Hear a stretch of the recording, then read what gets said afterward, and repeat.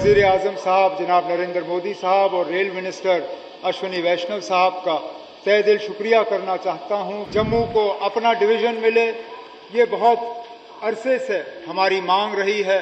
बहुत अरसे से हमने इसकी बात की।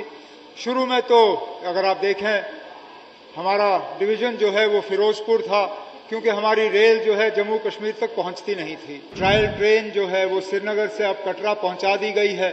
उम्मीद की जा रही है कि बहुत जल्दी वज़ीर आज़म साहब के हाथों श्रीनगर से लेके कटरा का जो हिस्सा है वो जोड़ के ये पूरा जो है ट्रेन मुकम्मल किया जाएगा। Honourable lieutenant governor Manoj Sinha साहब, minister of state prime minister's office doctor Jitendra Singh साहब, leader of the opposition J&K assembly जनाब सुनील शर्मा साहब, member of parliament Lok Sabha Jugal Sharma साहब, यहाँ पे आए हुए तमाम ऑनरेबल MLA हजरात, जम्मू कश्मीर गवर्नमेंट के तमाम सीनियर अफसरान, रेलवेज के अफसरान, यहाँ पे मौजूद भाइयों बहनों, आप सबको मेरे तरफ से आदाब।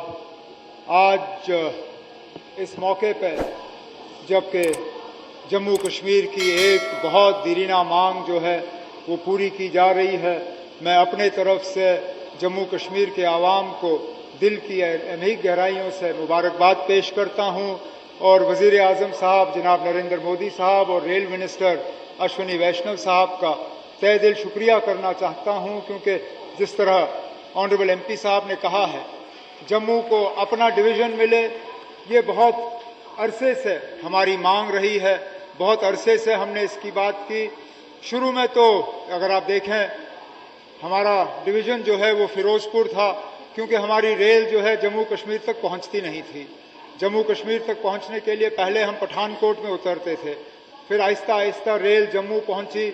उसके बाद पिछले लगभग 40 साल के अरसे में ये रेल जो है बढ़ती गई।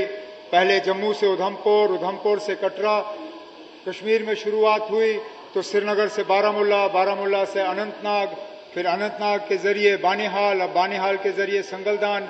और 2 दिन पहले हमें ये खुशखबरी मिली जब हमने मीडिया के जरिए देखा कि ट्रायल ट्रेन जो है वो श्रीनगर से अब कटरा पहुंचा दी गई है।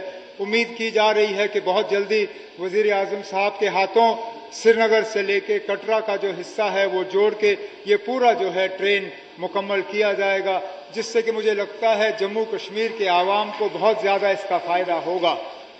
मैं जानता हूँ रेल को लेके कुछ खदशात भी हैं, खासकर जम्मू में, क्योंकि अक्सर बेशतर ये कहा जाता है कि जब रेल जम्मू से पठानकोट से जम्मू पहुंची तो पठानकोट के लिए हालात थोड़े मुश्किल हुए। अब यहाँ पे भी कुछ जगहों में खदशात इस बात का है कि अगर रेल जम्मू से सीधा कश्मीर पहुंचे तो कहीं ऐसा जम्मू का भी हाल ना हो। मैं अपनी हुकूमत के तरफ से जम्मू के लोगों को ये यकीन दिलाना चाहता हूँ कि रेल कश्मीर पहुंचने से जम्मू को नुकसान नहीं होगा, बल्कि हम उम्मीद करेंगे और हम यकीन दिलाते हैं कि जम्मू को फ़ायदा इस रेल का पहुंच जाएगा। ट्रेड बढ़ेगा, टूरिज्म बढ़ेगा, हमारा आना जाना जो है वो बढ़ जाएगा। और जो जहाज़ों के माध्यम से हमें, अगर आप देखें जहाज़ के माध्यम से जो हमारे साथ जो हाल होता है सर्दियों में, जब हमारी सड़कें बंद हो जाती हैं, जब मौसम खराब हो जाता है और 5,000 की टिकट जो है हमें 25,000 में खरीदने पे मजबूर किया जाता है।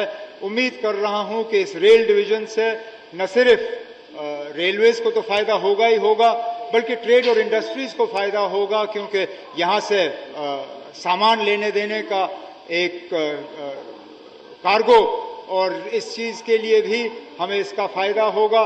और सबसे बड़ी बात यह है कि अब रेल के माध्यम से जो है हमारा कोऑर्डिनेशन और कंट्रोल जो है फिरोजपुर से नहीं होगा, बल्कि जम्मू शहर से ही होगा। और इसमें रिक्रूटमेंट में भी हमें फ़ायदा ज़रूर देखने को मिलेगा। पंजाब का भी थोड़ा सा हिस्सा, हिमाचल का भी हिस्सा इसके साथ जोड़ दिया गया है।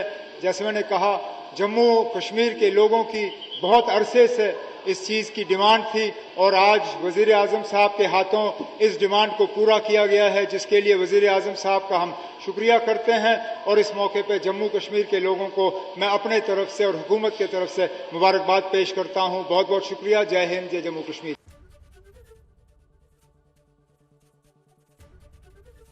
ABP गंगा, खबर आपकी, जुबान आपकी।